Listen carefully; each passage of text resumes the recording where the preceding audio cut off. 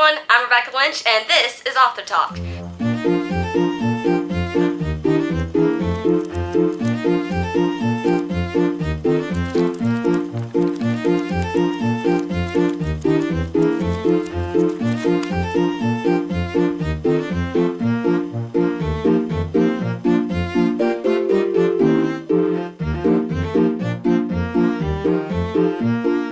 Today we're going to have a special event.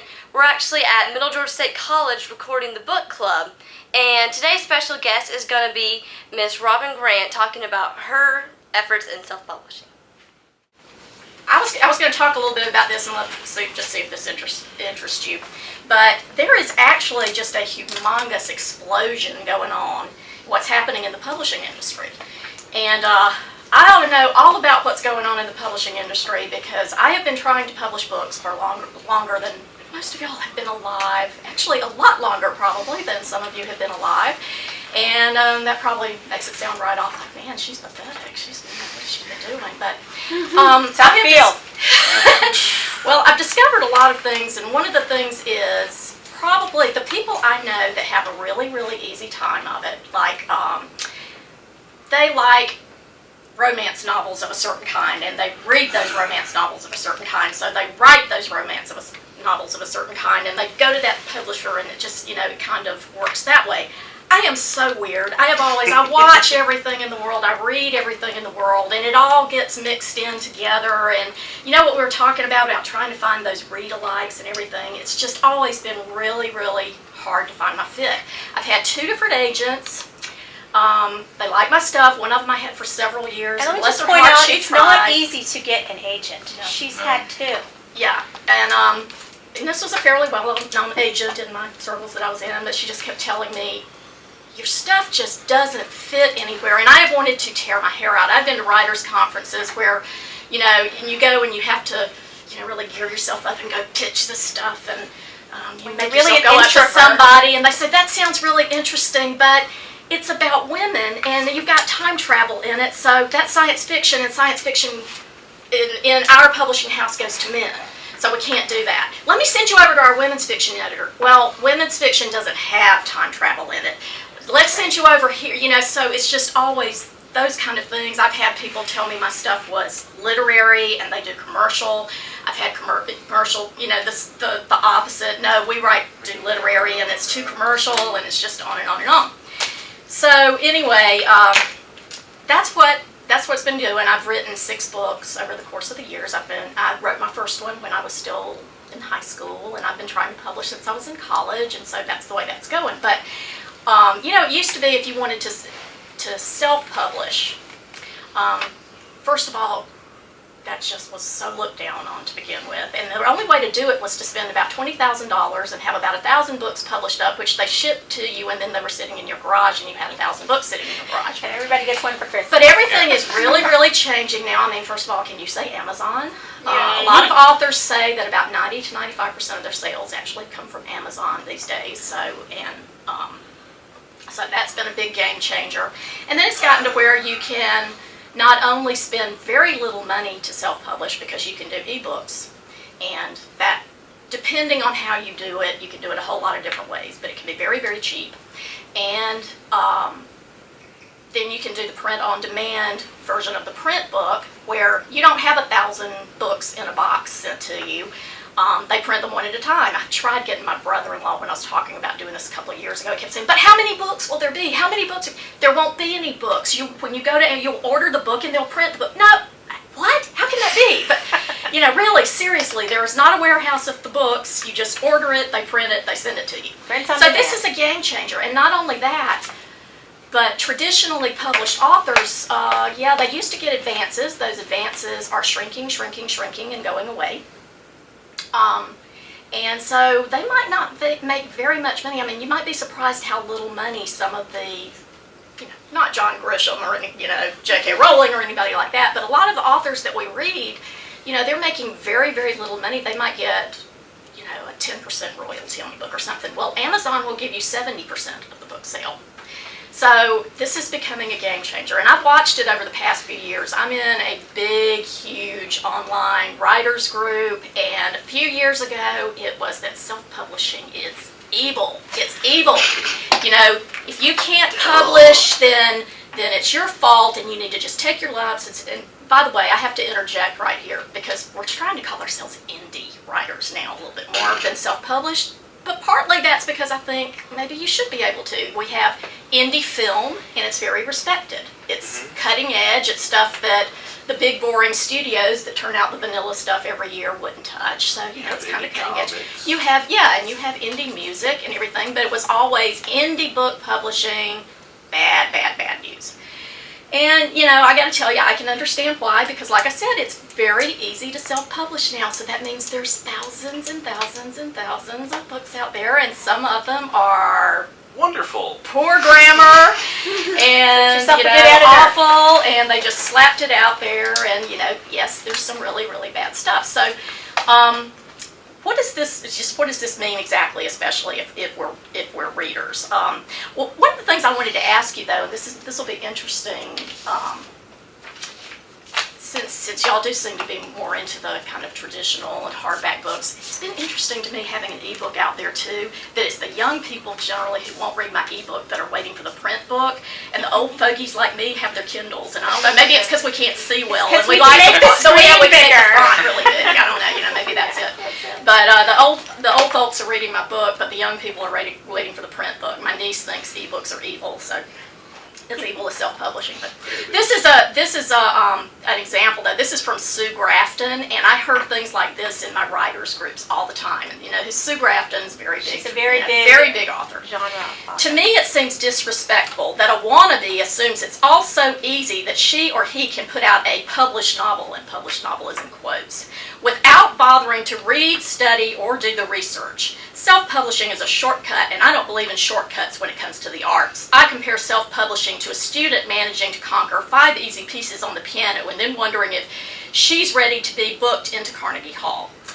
Well, I consider that a little self-published, a little insulting, because I have spent decades. I've done part of a master's degree at the University of Southern California in writing. I have done a small workshop with Orson Scott Card. I mean, I've been to writers' conference after writers' conference. You know what? Usually when you sit down to do the studying and learning how to write at a writers' conference with these professional writers, what they usually want to teach you, how to make it fit the guidelines at the publishing house.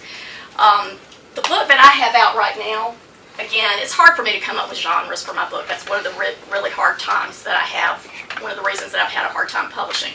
If I had to pick something for it, it would probably be romantic suspense, because it's a love story, it's got the suspense element. And so, you know, I go to the writers' conferences, and you go to the classes that they're teaching on romantic suspense, and you know what they teach you? They give you the laundry list of what your book has to have.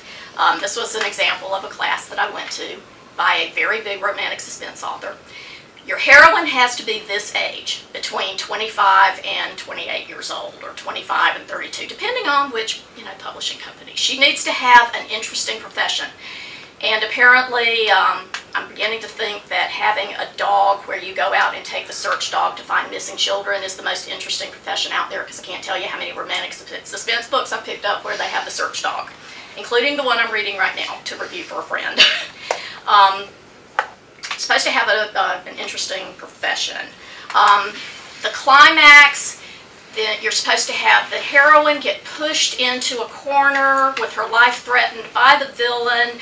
The hero is supposed to show up to protect her, but he's not supposed to anymore come and absolutely save her, because we don't do that anymore. She's supposed to try to at least aid him in getting herself out of it, or, you know, escape, but he is coming to her aid.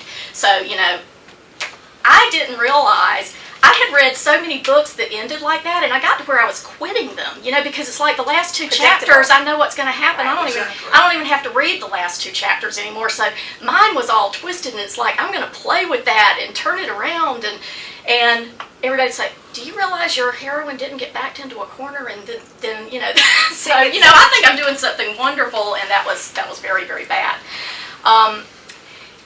Every publishing company will give you a list of writer's guidelines. Some are more upfront about what they demand than others, but my agent kept wanting me to rewrite stuff, and some of the companies we were going for, she said they're easier to break into because they just publish so much and they're just voracious for writers. So if you can just rewrite according to their guidelines. And one of the problems is, like, you come to one, this is Steeple Hill women's fiction. The length must be between 80,000 and 125,000 words. Okay. This, you know, you get into stuff like, let me go back over here to this one. This is another one, love-inspired suspense. The hero and the heroine should meet early in the book, preferably by the end of chapter 1. The suspense element should be introduced in chapter 1. This one, the word count must be 55,000 to 60,000 words. So you see, then you write it for one house who demands that it's got to be at least 80,000, and they turn you down after you wait for 8 months to hear from them. They turn you down. Now you've got a 90,000 word book, and you say, well, it's just like this company over here, except they want 55,000 words. So you sit down and you cut half of your book out. The hero must be heroic, courageous. Wait a minute. The hero is a man bound by loyalty and love. He's a fierce protector, but the heroine must not be a damsel in distress. She's an equal partner. I mean, they just all tell you stuff like this, like this, like this. And everyone is different, and they're all, and just like I told you, the man at the company, I love the idea of your book, but it's got time travel in it, it's science fiction, we market science fiction to men, can't have women main characters. Go over to our women's fiction editor. No, we don't do any time travel. We don't do science fiction elements in our women's fiction. It's all, you know, so it's just very hard to make it fit. All right, so, you know, where does that leave us now? Anybody can. Okay, so you can self-publish. That's great for authors like me. I can do it now. I can get it out there. I think I have a good book. You know, I feel very good about it. I like it. I can go self-publish it now. But what does that mean for the readers now that? For one thing, you know, those bookstores that we like to browse in, it's kind of been bad for them that Amazon's selling 95% of the books because it's harder and harder. We've only got Barnes & Noble around here now. You know, we've got some of the other independents. Yeah. But it's getting a little bit harder. I buy most of my stuff online anyway, so, you know, that hasn't been a problem for me. But what does it mean when if you go to Amazon to take a look and you're looking at zillions of books, and sometimes it's even hard to tell whether they're self-published unless you really want to do your homework, because like mine has the name of a publishing company on it. So you would have to really do the research if you wanted to do that. I still think this is good in a lot of ways, though, for readers, and there's ways that you can get past the bad stuff. One is nice is that you can sample books now. Even if you want to buy that traditional hardbound copy of a book, you can now hit that send me a free sample, and you can take a look at the first 6 or 7% of a book, and, you know, even if you don't want to read the whole thing like that, you can pull it up on the computer and see if, oh my gosh, there's not even paragraph breaks, or these people can't even, they don't know the difference between T-H-E-I-R and T-H-E-R-E or something like that, and see how bad it is. And so you can take a look at that and see if it draws you in and do that for free. I mean, it used to be I'd go browse in bookstores, all I had to go by, you know, was what was written on the back of the book that they had chosen to put there, you know. So now I can take a look at the actual book and order the print copy or download the rest of the ebook. A lot of times you can get your books for free that way now. That's one of the reasons I love the Kindle. My Kindle is for, well, you can get a lot of just free books. My book, I had 1,500 downloads of my book over 4 days last week because we did a free promotion, and they're doing free promotions all the times with ebooks because it's a good way to advertise. So you can. A lot of people do nothing but. I was reading an article by somebody the other day. He says, I do nothing but free books. If it's not free, I don't have it. I just wait. They're going to do a promotion. I'm going to wait and grab it. But the other thing that self-publishing has done, especially for ebooks, is drive the price of all the books down. When Kindles first came out, the ebooks were anywhere from $9.99 was the typical amount. Yeah. Then a lot of the publishers would make everybody mad and charge $12.99 or $15.99, which is just crazy for an ebook. But they didn't have the competition back then, and they could do it. Well, now, you know, self-published people have found out it's, hey, you know, if you can get 70% of your book price and make $2 off of every book and sell 1,000 of them, and, you know, this is great. You might as well do that as have, you know, your book out there for $10 and 50 people buy it. So that has started driving the prices down. And if you start looking now, the books that come out by the regular publishing companies are now usually from $2.99 to $4.99. So that's really driven those ebook prices down for us too.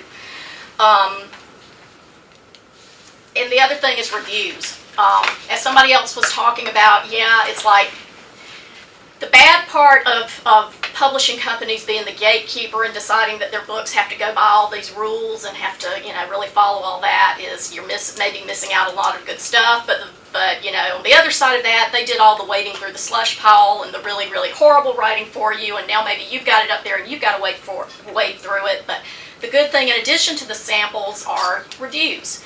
It's really the customers now that are deciding what makes it and what's going to sell and what's going to rise to the top of the Amazon rankings, and you can read those reviews, and it's really good. You can hear from other readers instead of just the publishing companies that put it out. So, always take a look at the reviews on Amazon, even if you want to buy the book from the bookstore or get it from the library or ask a friendly librarian to order it. So that's another good thing. But it's interesting, one of the things that I pulled up was a Huffington Post article called 2014 Book Publishing Industry Predictions. Prediction number 7 was a larger wave of big-name authors will defect to Indieville. Number 9 was all authors will become indie authors. And like I said, I know a lot of authors. I know a lot of traditionally published, self-published. I've had years and years and years of being in writers groups and going to conferences, so I know a lot of authors. And like I said, over the past, I would say 4 or 5 years, I've seen them go through. I could tell you one, I listed some of them here that I was thinking about. There's one of them that I've seen her go through. I would rather die than self-publish. My stuff is worth something, and I've spent years, and I'm a real writer too. I dreaded telling her that I had bitten the bullet and was going to self-publish. What was her reaction? She wrote back and said, I'm going to too in the next couple of years. And she is very successful. She has become very successful since I know her, but if you go to her books on Amazon, she's got hundreds and hundreds of reviews that I would kill for, and her rankings are incredible. But she writes fairy tale retellings, for young adult fairy tale retellings. And the publisher wants her to keep writing fairy tale retellings. She's got a historical novel for adults that's Southern, set in the South during the Civil War. She's got all kinds of things that she's already written. She's going to put them out there. That's what this is talking about, that either authors are discovering that, you know what, I've already got a following, I've got a platform, I can make 70% of my royalties, and they don't pull it off the shelves after 6 months. If it doesn't sell, it can keep selling year after year after year. Why don't I just publish it myself and keep all the money and keep my rights and keep my film rights and my foreign rights? So you've got that, and you've got people that, just like we were talking about, maybe their publisher wants them to put out 2 books a year in this series, and they want to write some other things, that you can do both. You can be a traditional author, and some of the stuff that nobody wants to take because it doesn't fit your brand, you can put that out there too. There's a lot of authors doing that. So anyway, I think it's a great thing. Yeah, I admit I've downloaded a couple of stinkers, but I got to tell you, I've downloaded a lot of stinkers that were traditionally published and that I didn't finish reading too. So I just think it's a great thing. The more books, the better. That's all I had to say. What's the name of your book, Robin? I'm going to pass you out. I'll have to put in advertising for, y'all can pass these around. Tell us about your book.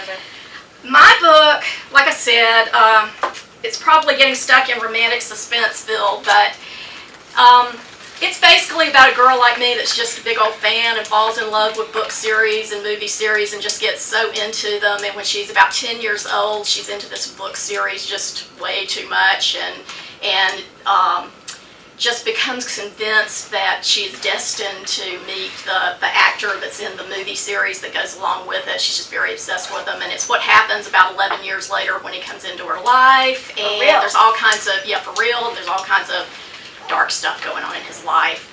So anyway, it's about a fangirl. Very good. And she's a college student in Middle Georgia. And where can we get your book? Right now, it's only in ebook form on Yes, Amazon. it's The on print Amazon. was supposed to come out around the same time, but that didn't happen. So it will be available in print, hopefully, sometime within the next couple of weeks. So there But is just going to have be a print book that There this is. library will have eventually. You will be able to order the print book. You can download it right now for Kindle. Amazon has an exclusive because it'll do all kinds of nice things Because for she you. wrote some books on time travel.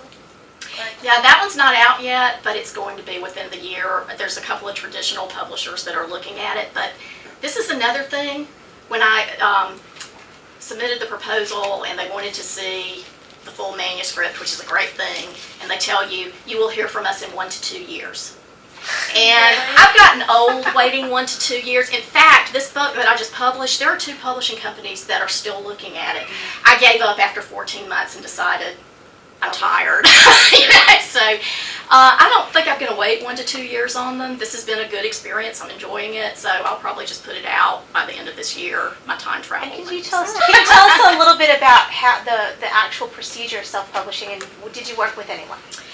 I am actually working with somebody this time. It has driven me insane. Next time, I will do everything myself. I thought this was going to be easier to begin with.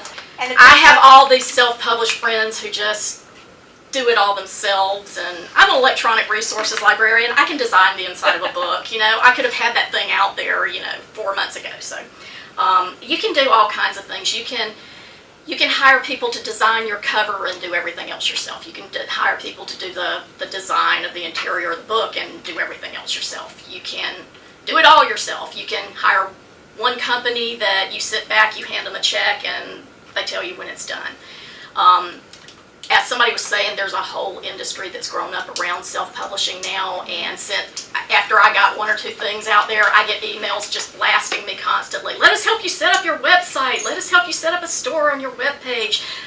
We can give you training next week on how to set up your email list. It's just on and on and on and on. So there's a lot of people making money off of self-published authors. So you can do everything all by yourself, or you can spend gobs of money on it. Either one you want to. If someone wanted to self-publish a book, what is the one thing you would tell them to do?